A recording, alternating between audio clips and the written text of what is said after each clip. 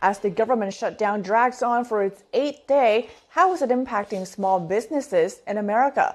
NDD's Steve Land spoke with Javier Palomarez, CEO of the U.S. Hispanic Business Council. Javier Palomarez, thanks so much for coming back. Thanks for having me, Steve. It's great to have you with us. Javier, we're now on the 8th day and counting in terms of the government shutdown here in Washington. Really no end in sight. What impact has this shutdown had on small businesses? We hear a lot of talk about the federal employees being furloughed, potentially being laid off, but there is real-world effects on business. Yeah, I mean, if you look at it in terms of the economy writ large, you're talking about close to $60 billion of economic output that comes to a halt. You're talking about $34 billion, $35 billion in GDP that gets negatively impacted. At the end of the day, it could be as many as 300,000 American jobs. It is a huge impact on the American small business community. Keep in mind, and Steve, you and I have talked about this for some time, you guys have always been kind enough to hear the perspective of the small business community. We're dealing with the after effects and the impact of tariffs that ultimately lead to supply chain issues. The holiday season is upon us. The small businesses are trying to buy the equipment, the parts, the goods that are coming from China and other places, and that has become a big challenge. They don't have the purchasing power, the negotiation power that the big, huge businesses do. So they're dealing with that. And then on top of that, the government shuts down. Keep in mind, the government is the #1 purchaser of anything in the world.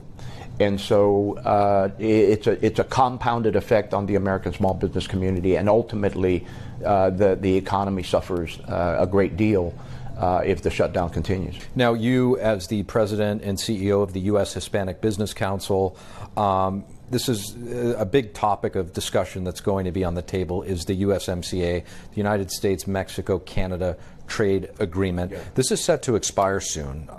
The negotiation for the USMCA or the review period begins in July 1, 2026.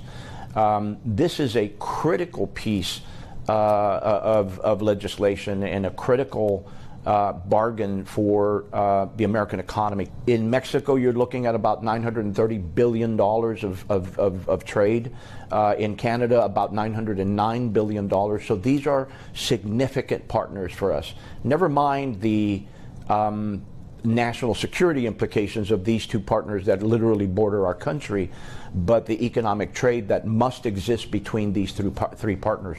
The great news is that I'm hearing that the relationship between President Trump and Carney, President Trump and President Sheinbaum is going along famously. They're getting along very well.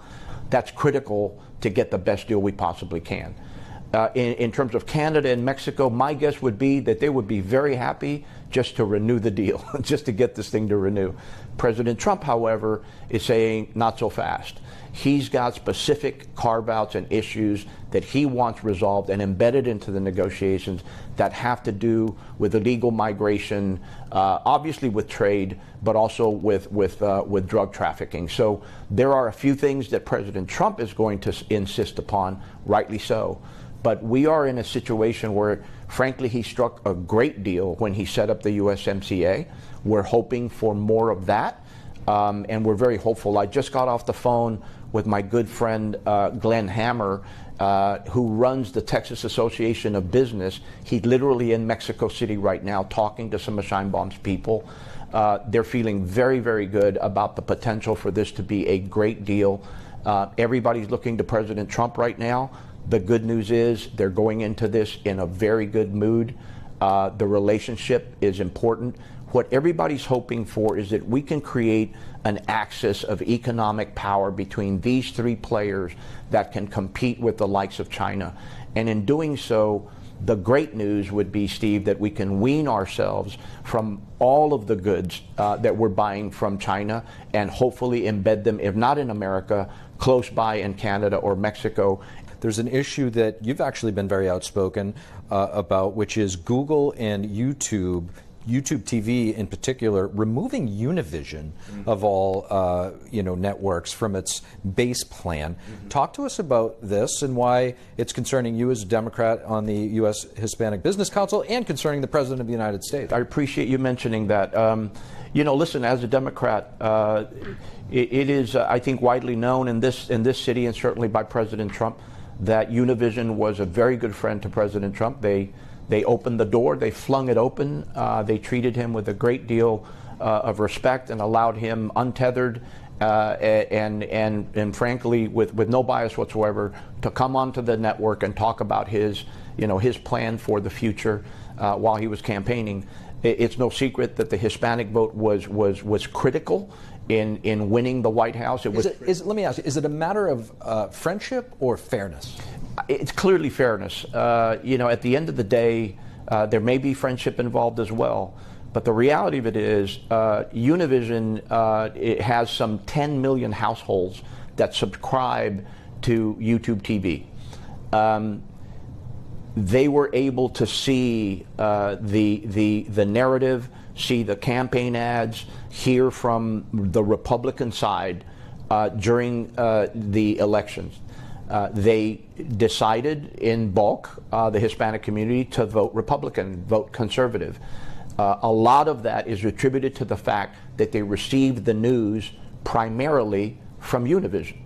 Google has unilaterally decided they are removing Univision from the package that they currently offer, where you get hundreds of channels, and forcing Univision viewers to pay an extra $15 a month.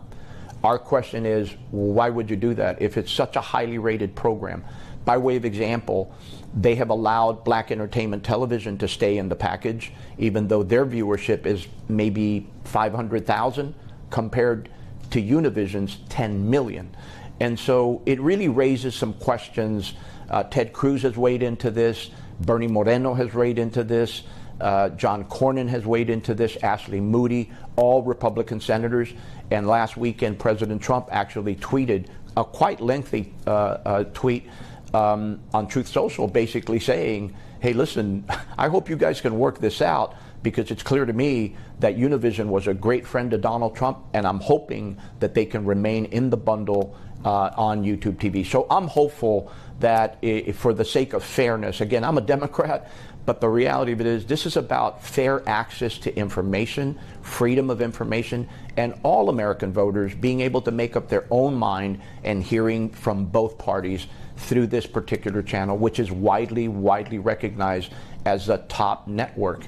President of the U.S. Hispanic Business Council, Javier Palomarez, really appreciate you joining us. Thanks for having me, Steve. Appreciate it.